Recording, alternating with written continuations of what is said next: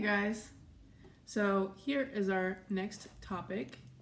It's called 6.10b, classify rocks as metamorphic, igneous, or sedimentary by the process of their formation. So I'm going to put you back here. Okay, you need the yellow Stemscopedia book. You're going to go to pages 85 through 89.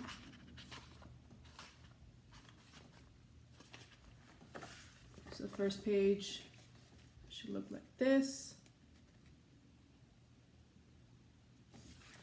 And what you're going to do, you are going to read pages 85 through 89 first, and then you're going to pause the video. Okay. After you have paused it, I want you to get your science journal. I want you to get something to write with. It can be colorful pens. Sorry, that was my cat. If you like to write with colorful pens, that'd be great. Like I used scented Mr. Sketch markers because that's the only fun thing I have pretty much here. So yeah, you're going to pause, get your science journal, something to write with, and that should be it. Because after the video, or after you pause the video and then you replay it, you'll notice that I'm going to go over notes with you over what you just read. Okay? It's not going to be a whole lot of stuff. It's going to be about the three main types of rocks and then some interesting facts about them, and one last collective general idea about rock formation, and then you'll be done. Okay? And after you have done taking your notes, I'm so good with grammar sometimes. This is why I'm the science teacher. After you are done taking your notes, you're going to take a picture of it and you'll send it to me through email, and that will be your grade for this week. So short and sweet. Okay, so I'm going to go ahead and start the notes. So if you haven't paused the video, pause it now. Okay. And I'm going to be looking off the notes that I took. They're kind of messy. But I will rewrite it and show y'all each different section so that you can pause, take your notes, and then resume. Okay? So the very first thing that you're going to do, and this is on the next blank page in your science journal, you're going to write this title: Three Main Types of Rocks. And I know I'm writing this kind of big, but that's just to help y'all so you can actually read my writing. So if you're one of those people that likes to write really small, go for it. I'm not there trying to read it over your shoulder, so you're good to go. Okay, so there's the title. Pause if you need to. Next color. Okay, the first type of rock that they talk about in this little chapter is the Igneous Rock.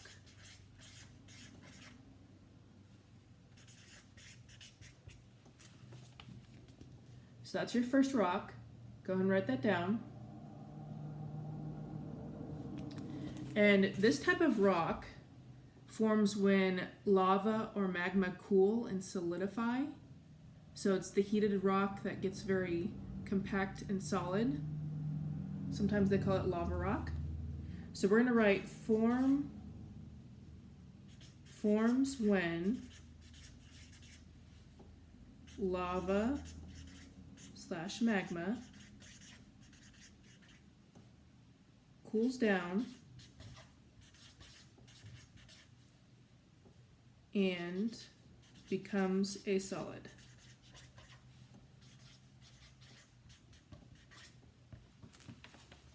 So there is your little definition for igneous rock. Go ahead and pause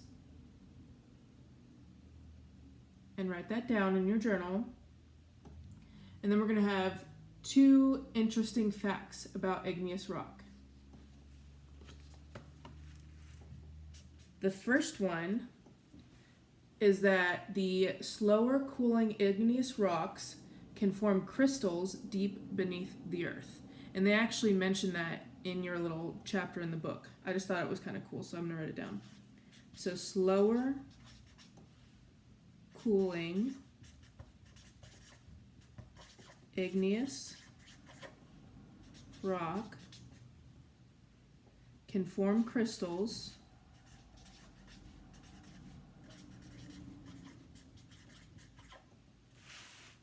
deep beneath the earth.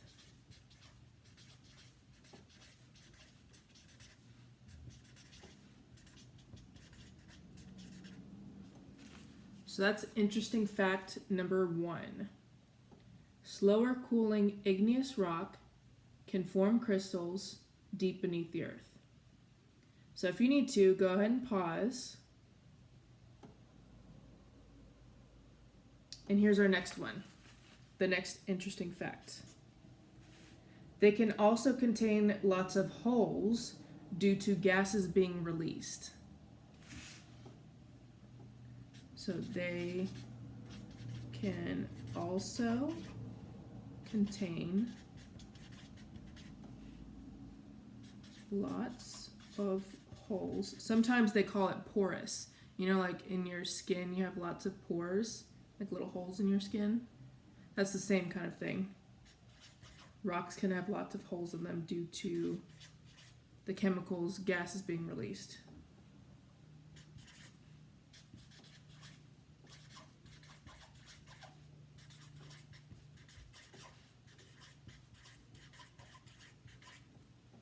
And that is it for igneous rock. Our next rock that we're going to get to is the sedimentary rock. So pause if you need to write down the second interesting fact.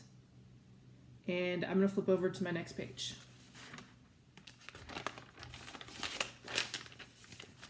And I'm going to use a different color so y'all know we're talking about a different rock. I'm going to use green. And this is sedimentary rock. And I was gonna joke around and saying, stop being so sedimentary, you know, because if you're sedimentary, that means you're not moving. So there's your science joke of the day.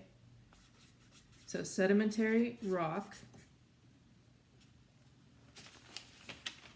There's your rock right there. And you can write down the joke if you want to use it later on your parents. It's all yours.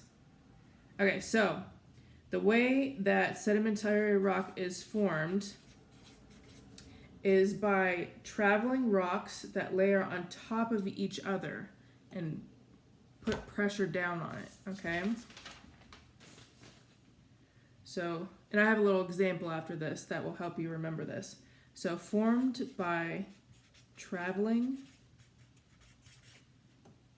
rocks, that layer on top of each other.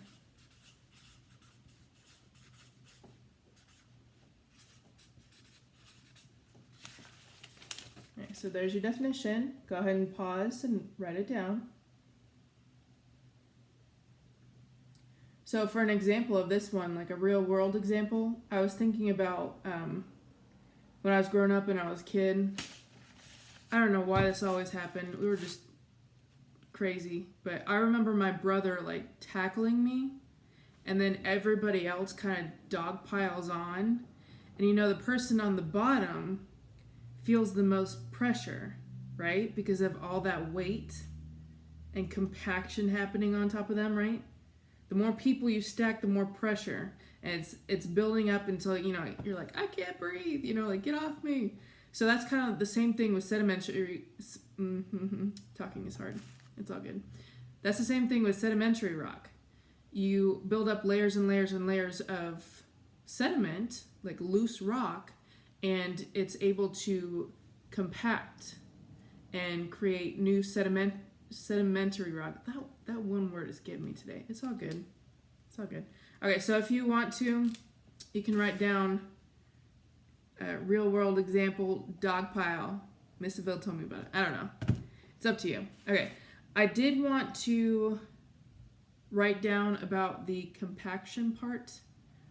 Girls, if you've ever had a compact mirror, it's a small mirror that goes in your purse. It's tiny. It's compact. Okay. So here's what I said about compaction. I said compaction provides the pressure to layer the rocks together and create sedimentary rock. So I'm gonna write that down. Compaction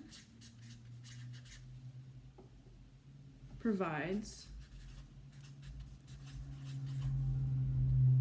the pressure to layer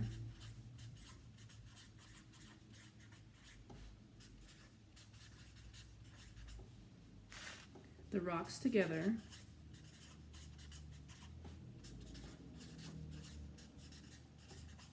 and create sedimentary rock.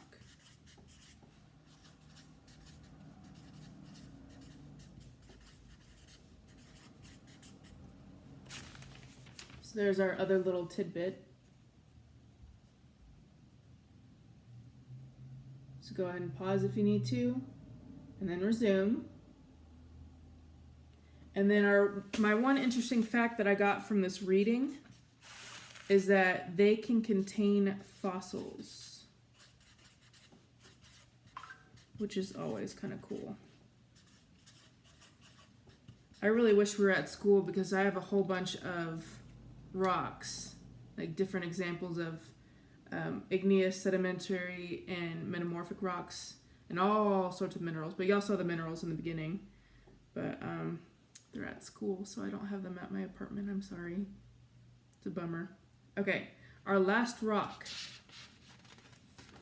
Oh wait, did I show y'all the interesting fact? They can contain fossils. So write that one down. And then we're going to get to our last type of rock, which is metamorphic. Okay, metamorphic rock is going to be blue. Metamorphic.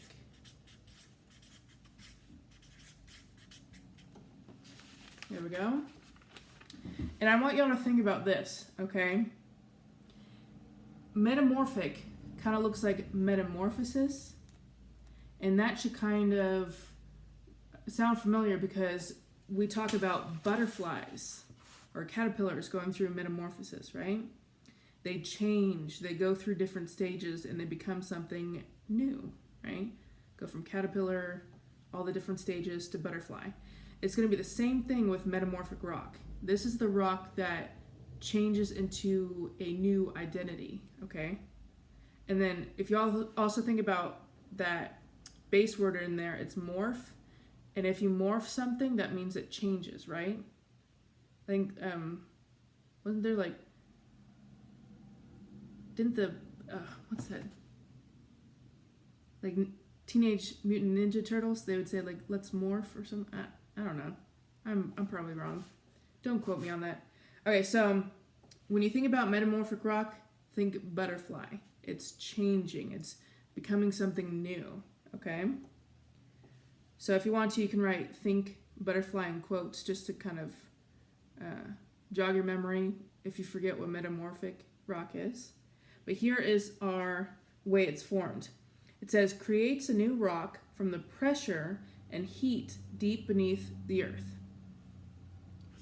So creates a new rock from the pressure and heat deep beneath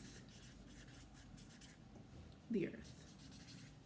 And if y'all studied the layers of earth a little bit, you know, your first layer is the crust, right? Your second layer is the mantle, and that's about 75% of the earth.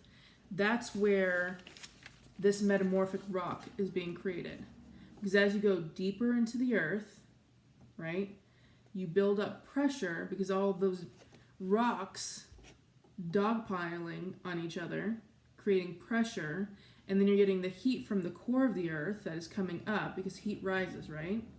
And with both of those things happening, like pressure coming down, heat coming up, it is, in a sense, melting whatever rock it is and creating a new rock so that it's able to rise and cool down and solidify. Pretty cool. I sound like such a nerd on this video. You can laugh at me, it's all good. Okay, our last little thing. We're done with Metamorphic Rock. I want you to write this last one in bold, in a different color. Put a little asterisk next to it, because this is important, okay? If you have a sedimentary rock, it's not going to stay a sedimentary rock forever, okay? Things are constantly changing.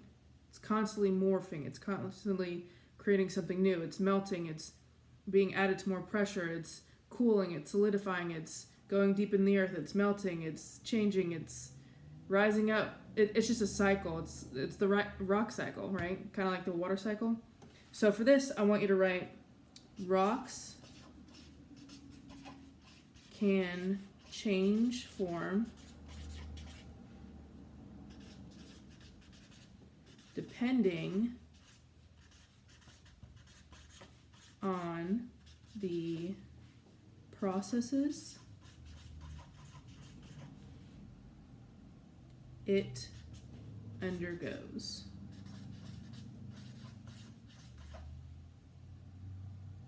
Period. Done. Look at that. Not bad, right? So there we go. Rocks can change form depending on the processes it undergoes.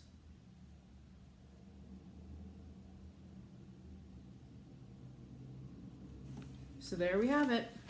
So you should have read pages 85 through 89 first, and then pause the video once I said pause, and then get your science journal out, something to write, and then copy down the notes I just did with y'all, okay?